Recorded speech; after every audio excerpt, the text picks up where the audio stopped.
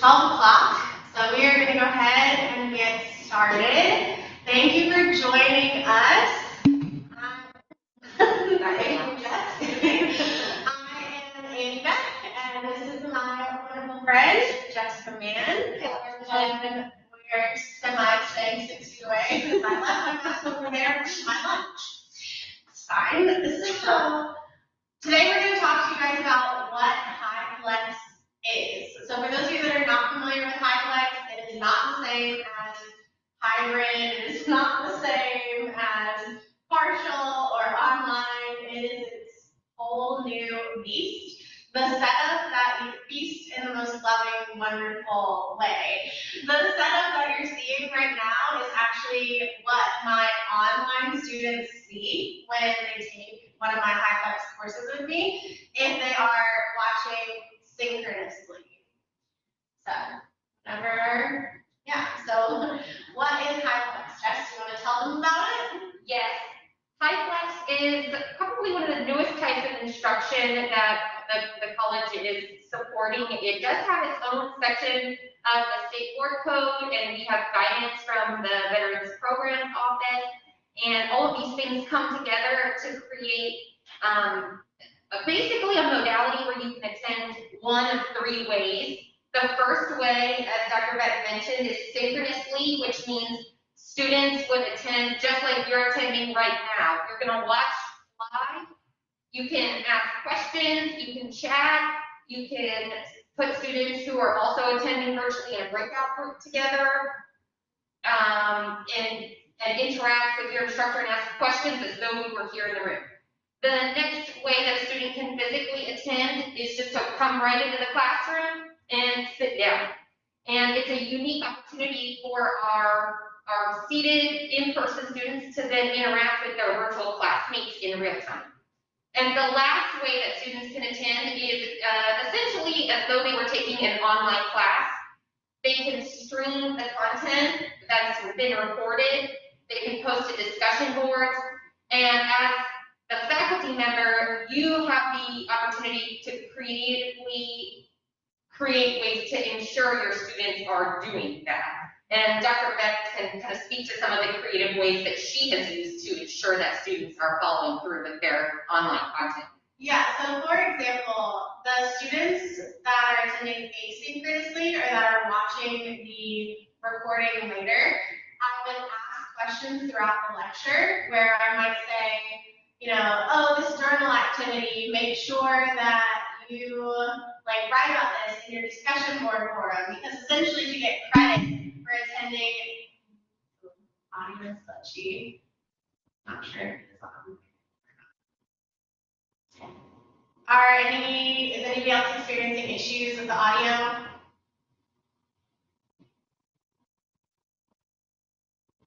Did you hear me say that? Okay, thanks, Sarah. Okay, well. Okay, just making sure. Oh, so for asynchronous attendance, essentially students would answer the questions I asked throughout the lecture. I usually ask at least, it's been very echo chamber sounding from the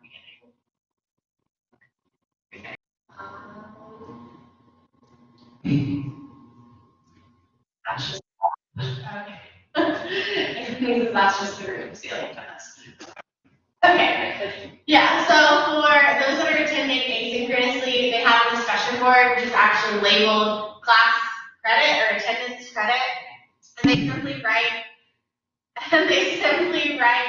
the date that they are attending, and they write the answers to the questions that I ask. And I usually post, like I said, at least 2, most likely 3, one at the beginning, middle, and end. They're like little Easter eggs that they have to find throughout their recording. One of the, we've used many different articles and publications and ideas to come up with the format for Dr. Beck's pilot class, which was Prom 120. And then that was a 12-week, which started in October. And then from there, we did an English 112 with Ms. Pancelli that picked up in October. And so you'll see a few statistics that we compiled file using the data from both of their classes. And we did find it very exciting. You'll see 50% of the students were military affiliated, so they were either an active duty student, they were a veteran, or they were a spouse. And it's a very unique opportunity for our veteran students because physically, if they attend one seated class during the semester, then our Veterans Programs Office has the opportunity to certify them as a seated student, which means that they are able to receive their full BAH instead of just partial BAH. Additionally, our active duty students, if they have an unexpected, duty or operation or something that might get in the way of their attendance, they're able to work with their instructor in many different ways to complete the class rather than the confines of you physically came or you did not physically come and you're being withdrawn or reinstated. So it gives a lot of new flexibility. And additionally, we can't help but discuss, our COVID students. Many of you may have already been getting emails from students who aren't able to attend. But it's a new opportunity to meet those students wherever their need might be and say, okay, if you can't come, no problem. Tune in live at 5:30 p.m. Eastern Standard Time, and we'll still be here.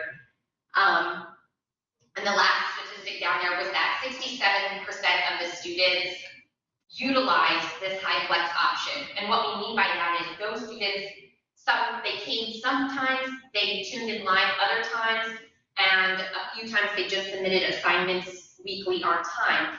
And that was very exciting for us because when we started this whole discussion, Dr. Beck and I's biggest fear was that she would be teaching to an empty room, similar to how we are. Yeah, I mean, but you I never had that. I've always had, I think the lowest amount of students I had in person was, I think I had 6 in person, and then I still had 4 online that were watching live and that were participating live. So it still felt like a full class. So I didn't, fortunately, have that issue where I was just, as I'm doing right now, kind of talking to an empty room with screens. All right, so with that in mind, now that you know what Hyflex is, we do have a question for you. If you have your phone, you'll see on the screen the code. So you'll text to a phone number, and the number is 37607. And then that phone number that you're going to use is then, if you're saying yes, 34495. If you're saying no, 34518. And if you're not sure if you want to teach a Hyflex course, the number is 46253. And polls like this is something that Dr. Beck has incorporated into her content in the classroom. Having them use their phone allows something that students, every student has with them to respond and interact with classmates who are in person or synchronously attending. Exactly. And I recognize you can't see our video right now. That's because I just wanted the numbers to be really big on your screen so you would know where to send your response to.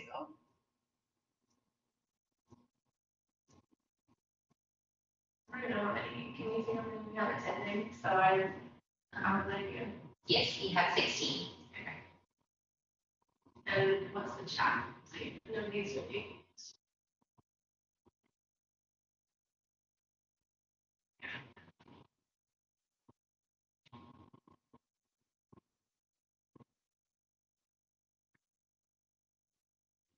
All right, well, you can see in live time those numbers coming in. Looks like we have a couple that are excited about it. There are a few of you that are definitely not excited about it, and then there are a few of you that we still need, to convince, and that's okay. I have a degree in convincing people. The numbers sound producing ceiling. No. Yeah, Anthony, let me put that in the comm budget, okay? Sound producing ceiling.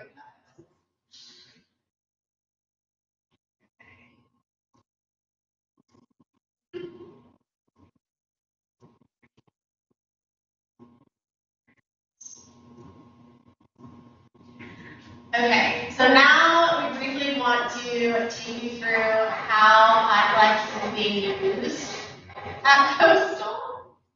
And we've added an HVAC crew to our background numbers.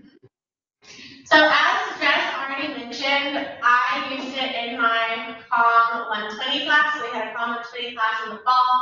It was a 12-week class, so we actually met twice a week, so Tuesday, Thursday for 12 weeks.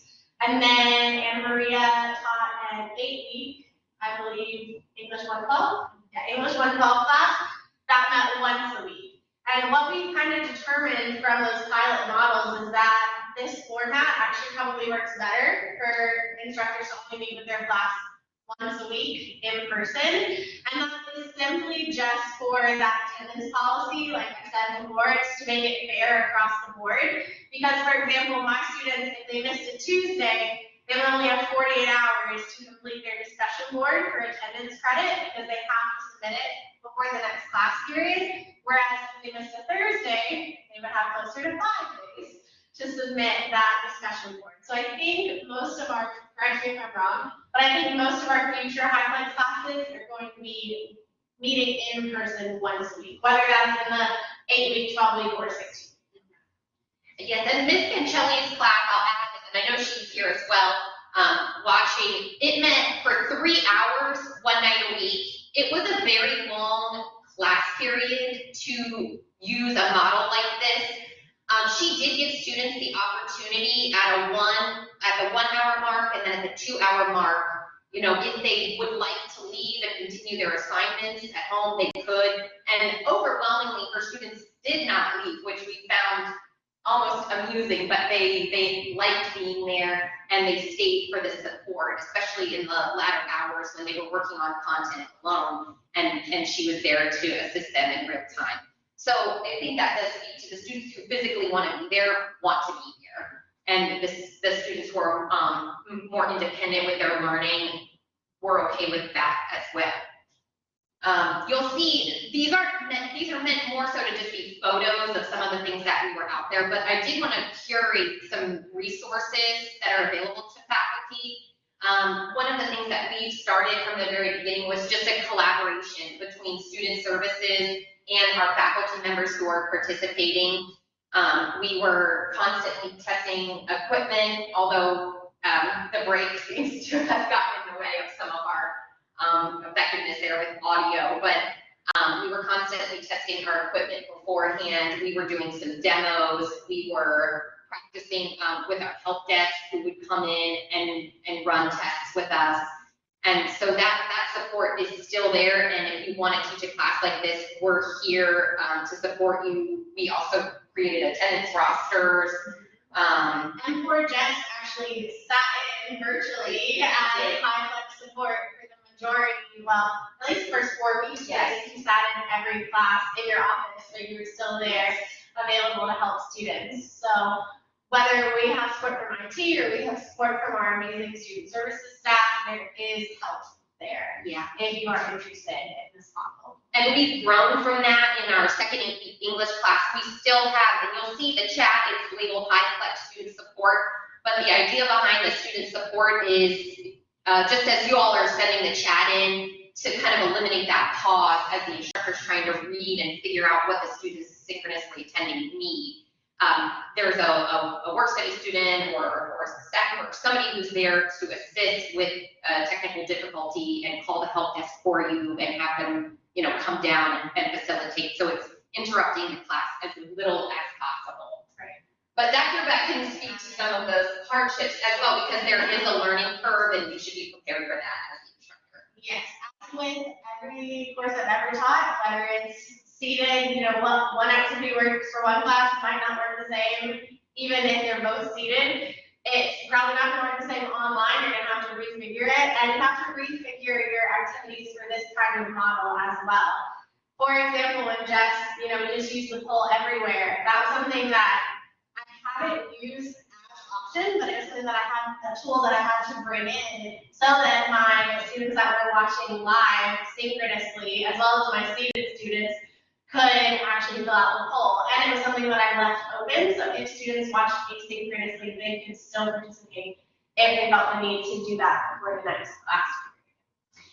But you kind of figure things out as you go, and we can't do it to give people an opportunity to ask questions. Yeah, so before we, throw a little curveball your way, other than asking what the curveball is, what are some questions that you have for me or for Jessica about Hyflex in general, especially those of you that selected no or still unsure on the poll?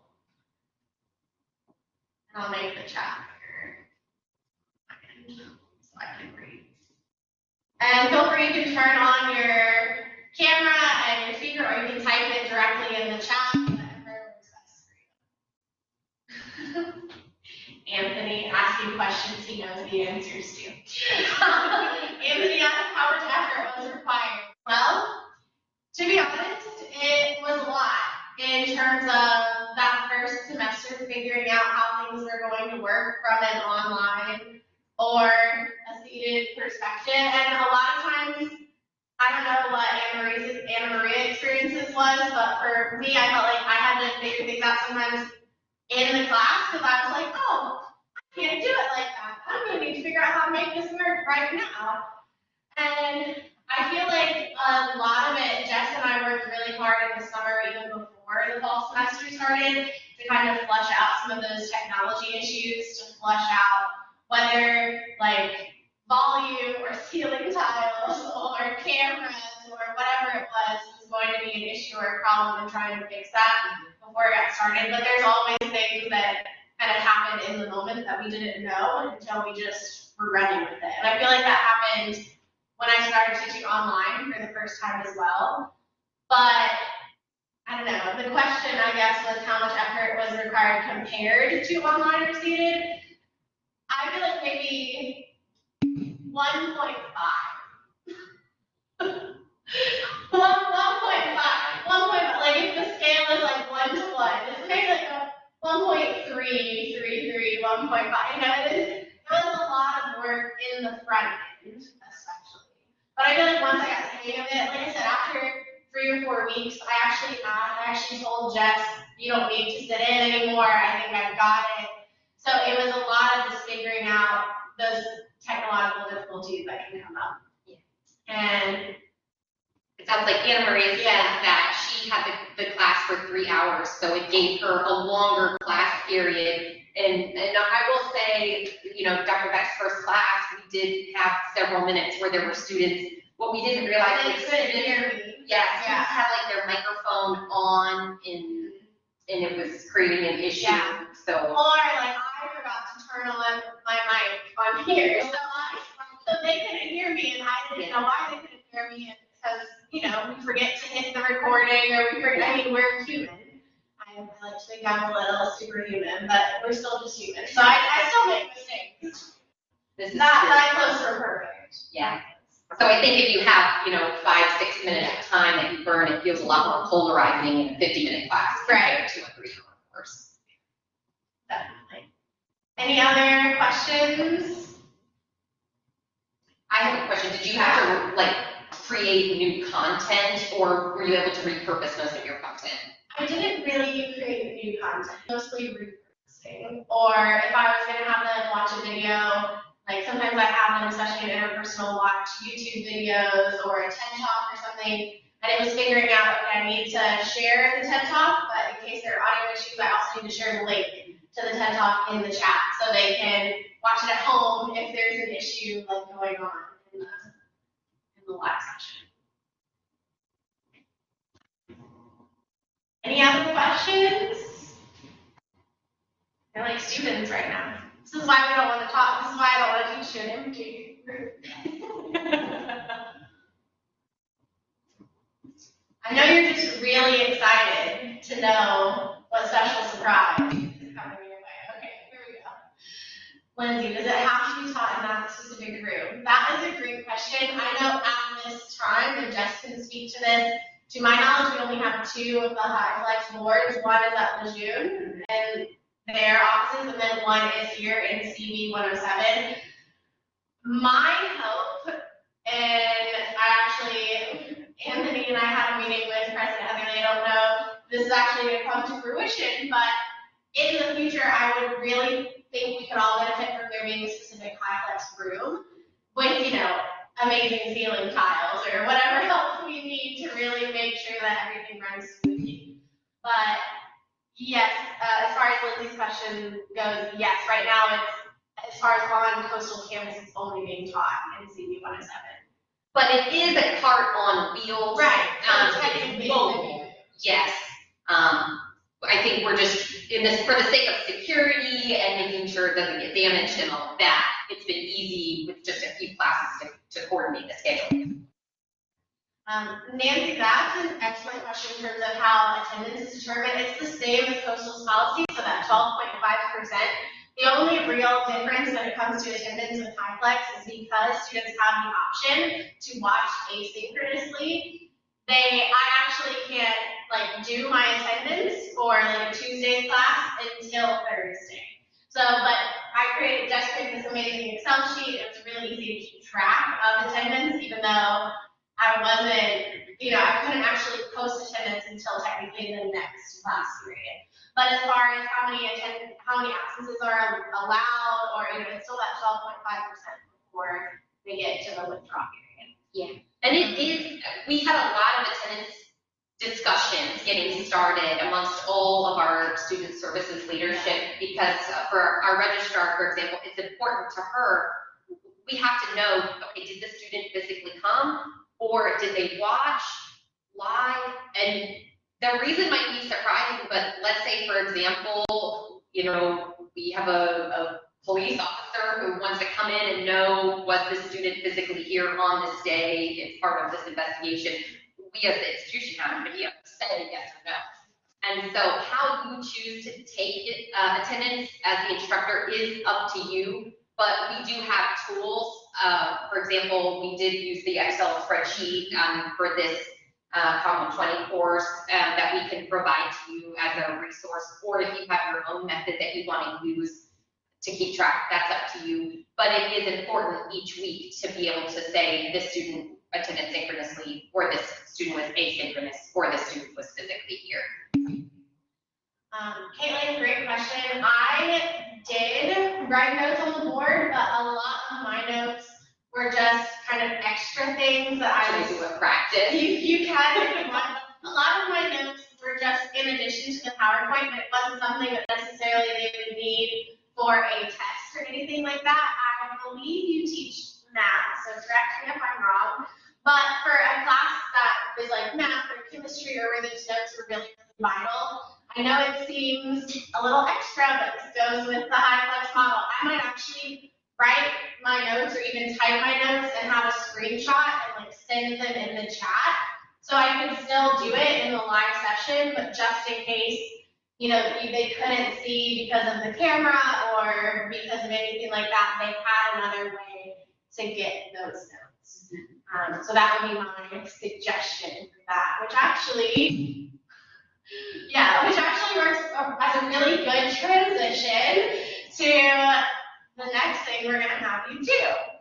So we're not going to be you're not going to be in these groups for a long period of time, but we're about to break you out into breakout groups, and I recognize that you'll probably all be in different disciplines, and that's perfectly fine. I want you to think of, yes, Stephanie? Do you have a question? Maybe not here. No, sorry. I just hit the button. You're good. It's okay. Just wanted to check. So I'm about to break you out into breakout groups. You will have until, you want to say 10 minutes? 12:35. Yeah, 12. Okay. So you'll have until 12:35. I want you to pick one discipline, so one class out of whomever you get grouped with, and think about an in-class activity that you currently do. So when I say in-class activity, I mean in a seated class, something that you do. And I want you to reimagine it for the Hyflex format. So for example, when Caitlin just asked about writing notes on the board or having groups work together on the board, how you would do it in that new Hyflex setting. So keep in mind, you have to be addressing students that would be in your seated class, that would be watching live, like you are right now, as well as students that might be watching the recording later in an asynchronous format. All right. Can't find it now. You should still be, I can work on groups. So there are Bethany and these 3 groups of 5, that sounds good. Double checking that.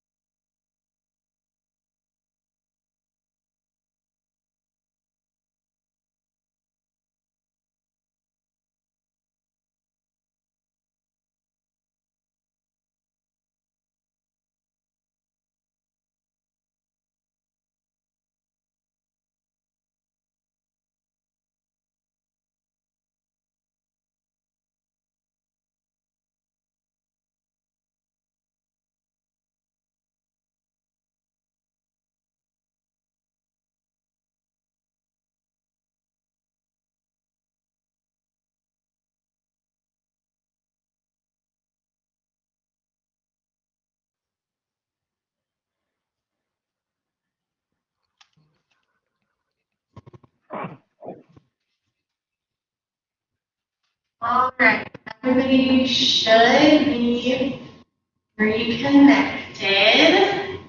Hopefully, yes. All right, so we won't take up too much of your time, but I did want if one person from each group could share their in-class activity and then how they think they might change it into a Hyflex format. So we'll start with group one, which I believe was the group that Ian was in. Okay, so we were all from different disciplines. Oh, I'm hearing an echo, sorry. We were all from different disciplines, but we had kind of a broad idea of adapting small group discussions that would take place in the classroom to the HyFlex module. And we talked about for one thing, providing a very specific prompt and instructions on exactly how to get started, so that when the at-home students got into the small group, they could use that as a resource and avoid any confusion and just jump right into the activity. And we also talked about providing a quick question such as share one example your group came up with or share one key thing you learned in this small group discussion, for everyone to share when they got back into the larger group to kind of create a continuity between when we're all separate and then come back together. And maybe then the instructor could provide any clarifications or reemphasize any important conclusions that each group drew. And we also discussed how it was very discipline specific. So maybe this HyFlex model would work much better for some disciplines and not as well for others. Awesome, thank you, Sarah. Okay, group two. Do you remember? Me. I think I think group 2 said that I could share the info. Hang on, let me get my camera on. Hey, can you see me? No, but it's okay. Yeah. Okay. All right. So, oh, there we go. Caitlin Irish brought up the idea of polling. And so we started talking about using the poll feature in Collaborate. And I thought that was an excellent thing for her to bring up because I think the polling feature would work pretty much universally for any discipline. Now, I did try the polling and we really couldn't use it because we had way more questions that the Collaborate polling feature would allow. But I think with advanced planning, you could use it kind of as an informal quiz, and that's something that both students in the room and students at home would be able to participate in. So I think that polling feature is something I know that I totally want to try out, and I think that would be a really great component to any HyFlex offering. Yeah, that sounds awesome. Thanks for sharing. I can't forget. Okay, thanks. And group three, I think it's one Lindsay. Yeah, I'm trying to get my video up as well here. Okay, I think you can see me. Yeah. So one idea, I teach music theory classes, and they're similar to math classes where you might have a problem that you sort of have to work through, and that has like multiple steps, but people can get to it in different ways, or they might be able to describe it in different ways. So you might pose a specific music theory problem or math problem to the classroom, and they could work on it in groups, but then asynchronously they can a student can post themselves working through that same problem, and so then other students can get their perspective, they can view that online, and you can even record some of the class. Of course, the classroom is recorded, but you can have that connected in some way so that people can view multiple ways to solve that particular problem. Yeah, I think that would be great. Thanks, Lindsay. I like the idea of the students posting like video too as a response. I think that would be Oh, that is cool. Okay, well, I don't know if we've convinced any more of you, but we do just want to end the presentation and let you know that there are so many additional resources available to you. This is something that I think President Heatherly is very excited about, an initiative that he really supports, and I do foresee us having more Hyflex classes in the fall. Or, I'm sorry, in the future, fall, spring, summer, whatever Jeff suggests that they come, you know? And We're always looking for willing volunteers. and, you know, if you do need extra support from an instruction side, I'm also happy to help. But Jess and her team in student services have been amazing and have made this process a really decent beast to conquer. There you go. Because I called it a beast in the beginning, so I wanted to, you know, end with that. We do have some additional resources available for you, as Nancy asked earlier. I'm going to send them in the chat right now. It looks like all of those, yeah, that's all the links did work. So it looks like all of the links should work, but if not, we did take a picture or a screenshot of everyone that's here. So Jess or myself will be happy to send those via email as well. So you can have them as even more additional resources for you. I want to thank you guys for coming and being a part of our presentation. You can do it. Stay fearless. This is the future of education. And, you know, you'd rather be ahead of the curve than behind the curve. So yeah, if you have any other questions for me, I'm here. Jess is here. I think we have 3 more minutes for questions. If not, I hope you guys have a great rest of your day and a happy, wonderful, healthy start to your spring semester. Thank you. Thanks.